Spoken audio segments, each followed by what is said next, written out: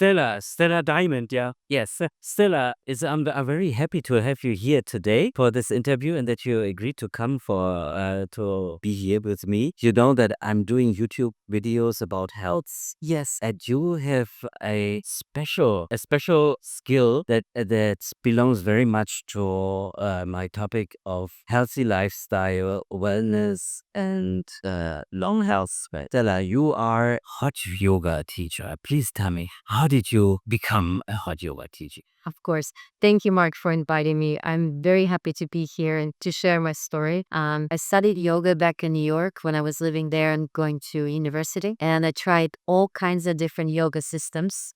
There's many systems, Kundalini, Ashtanga, Vinyasa, many kinds, but not many in the heat. So I heard that Bikram Yoga is something you do in a hot room. At first, I was nervous to try, but then when I went to the first class, I knew right away it was for me because I never felt better after any yoga class than after a hot yoga class. Is this the yoga class that they also call Bikram Yoga? Yes, it's basically the Bikram sequence. So he sequenced the poses together and he was the first to add heat to the yoga studio. Before, the studios were just room temperature or air conditioned. So this is kind of simulating the hot environment of India, hot and sweaty. And of course, there's many benefits to sweating, to stretching in the heat, making the blood thinner, making the oxygen more accessible, massaging internal organs, stretching deep to the tendons, to the ligaments, to the joint. Why is it called Bikram? It's his name. He just called it Bikram. This is the one goal. His name is Bikram Chari, so it's called Bikram's Yoga. But now that the system is wide open, it's now just called Hot Yoga. Oh, gold. So he came to the US in the 70s and he started it there. But before that, the sequence also came from his guru, Krishna Ghosh, and from his brother's guru, Yogananda, who is a very famous yogi who published autobiography of a yogi. So that's kind of the lineage of where Bikram is coming from. And of course, the yoga poses are even older than all of them.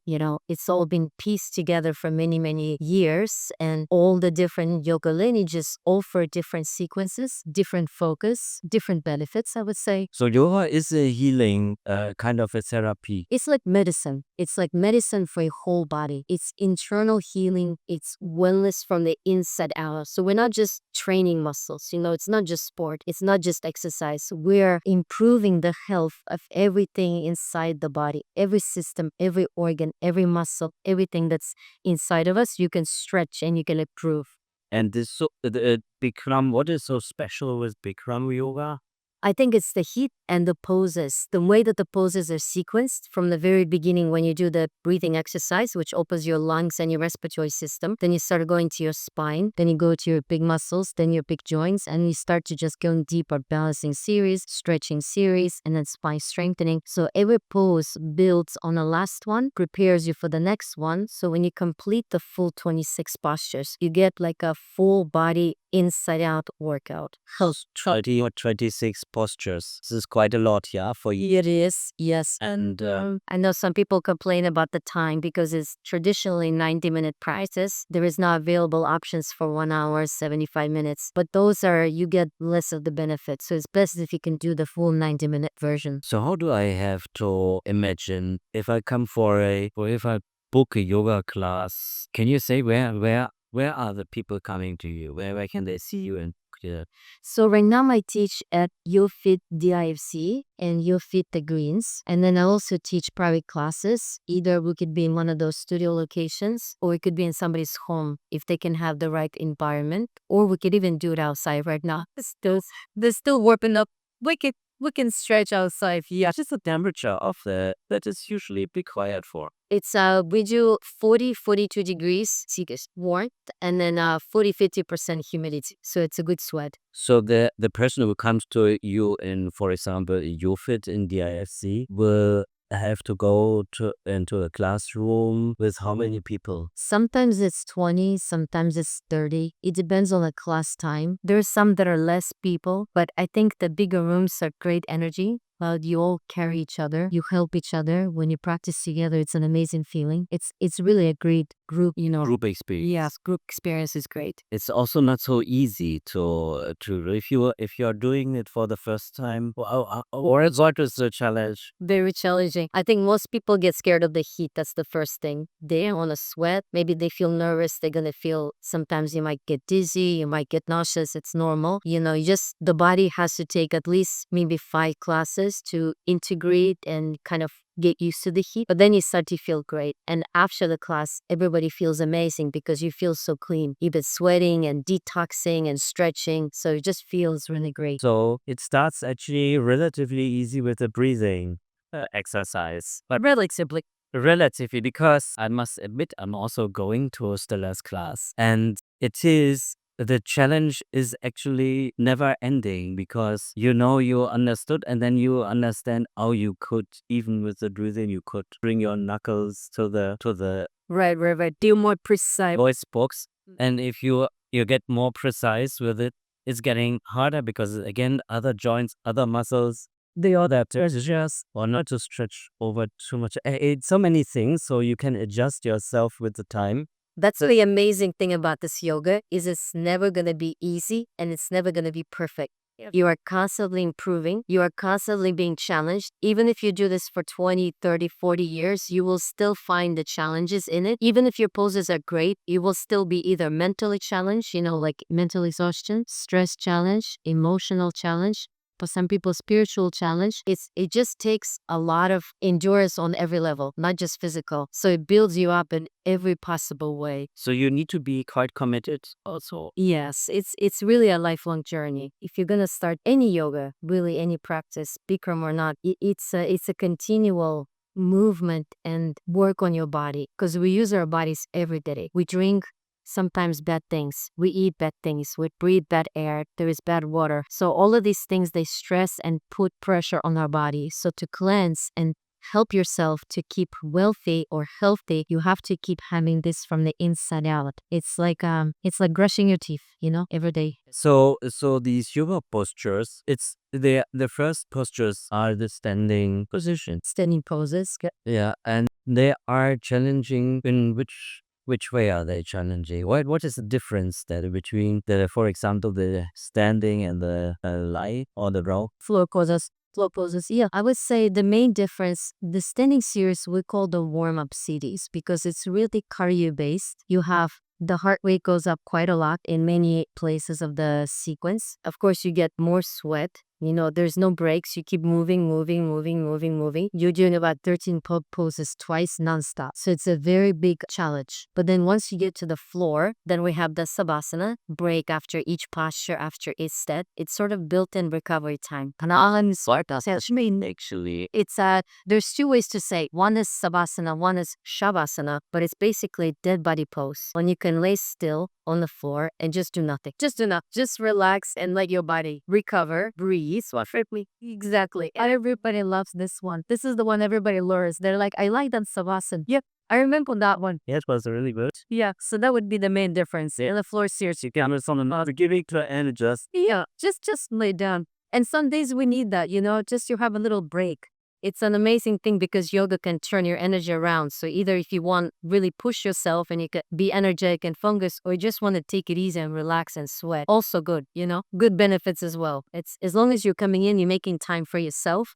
I think that's kind of the important thing. These days we're all too busy. So if you can make that time for you to focus on yourself, on your body, on your breath, it's the best thing. yeah, there are so many things you need to focus on. For example, in the standing poses, I have a big problem with keeping the balance. But recently, I really found out that it's a material thing. I was thinking it's because it was my feet, but because I have flat feet, and then I easily lose the balance. But now I found out it's really just mental. If I feel like I can use, well, just I feel like the physical anatomy can be a starting point. Let's say something is challenging because it's injury or bodies is not used to exercise or not stretching or not, many reasons anatomical could be, but mentally we can overcome all of those. So if you focus mentally, concentrate, make up your mind to do it, be determined, give it a try, an honest try, then your body has to change to adjust to your mental state. And that's the big thing about yoga is we're uniting the brain and the body connection. So that way we're, improving ourselves with the help of our concentration power. So then things like balance, you can say, I will do it. I will try it and I'm going to give it my best. At the class, a group helps through that. As we see everybody else is doing it, yes, it makes you want to stay in it. But still, so then it goes from posture to posture, and every posture has somehow its challenges. And of course, not everyone in the class needs and can do the posture in the same way as the others, because everybody is on a different level in their journey through. Yes, it's all levels. So some people might only do 1% of the posture, but if they do it correct alignment, they will still get the 100% benefit. And let's say somebody's been doing it 10 years and they're very, very open in their body. They can do, a much, much deeper pose. They will still get the benefit too. This is why it's brand. And this is actually the point that I wanted to emphasize.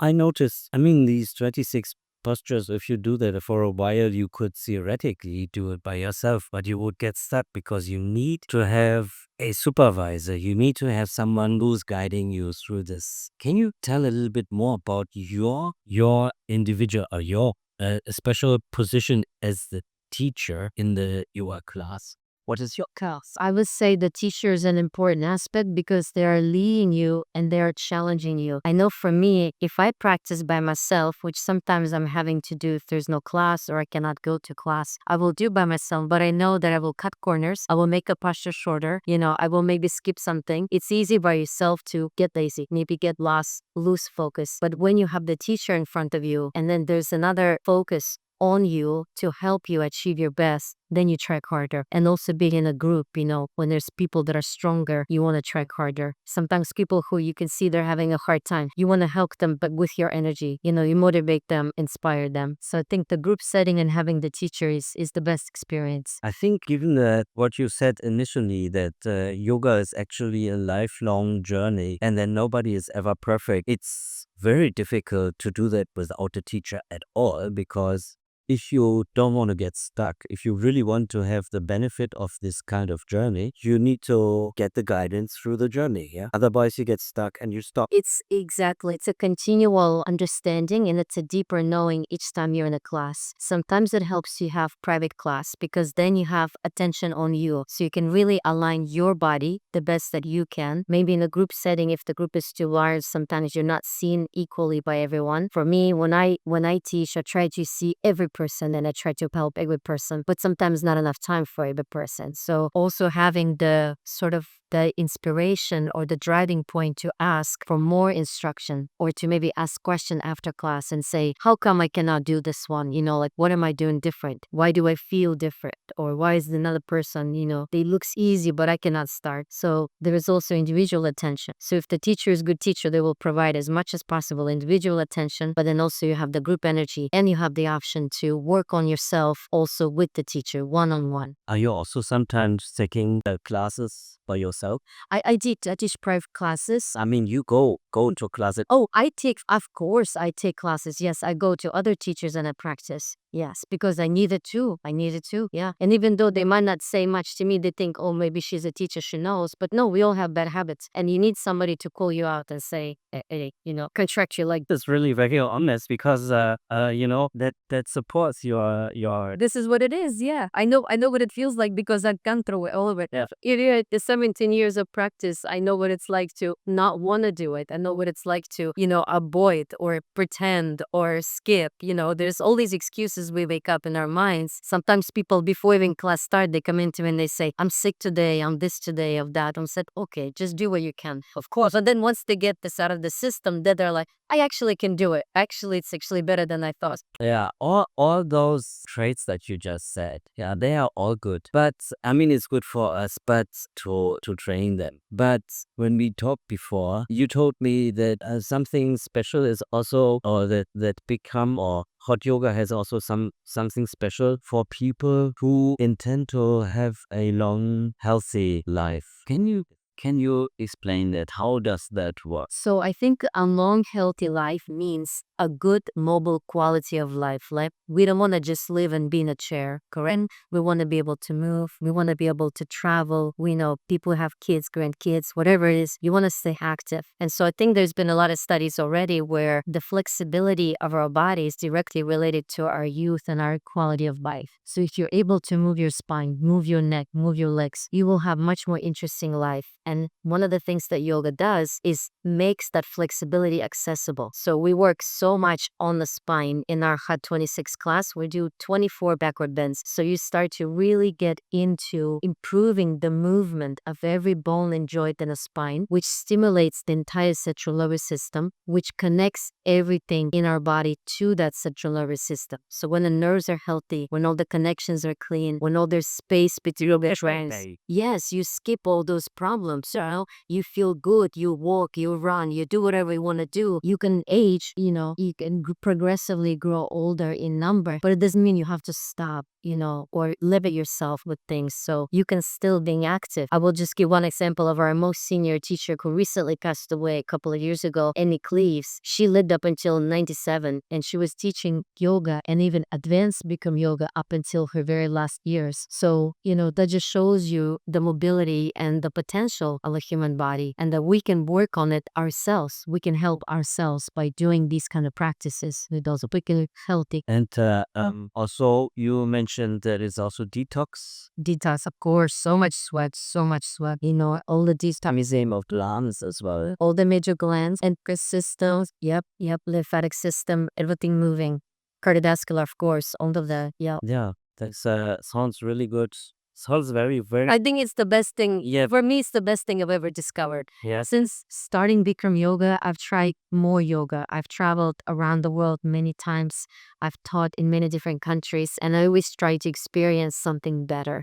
I always look for something that would match or be better, and I haven't found it still. So I'm still convinced on this one is the best. So yeah, this is good. Here you go, Stella Diamond. You are an expert in hot yoga. And where can the people connect to you? So how shall we put your do you even Of course, Instagram. Yes, Instagram. If they write a message there, we can add. I could always send WhatsApp. We can always do something with, you said, German clinic. We can go through that as well. Yeah, we want you also to be one of the coaches for German clinic because we have health span extension as one of our topics, and it's a very nice feature. But obviously, also everywhere else, people can find you. I found you with hot yoga. No, your fit. Your studio has this flame. Yes, the hot flame. The hot flame, the flame in the lower. Yes, in the IFC. Thank you so much for coming for this interview. Thank you, Mike. It was so wonderful. Thank you, Issa. Good.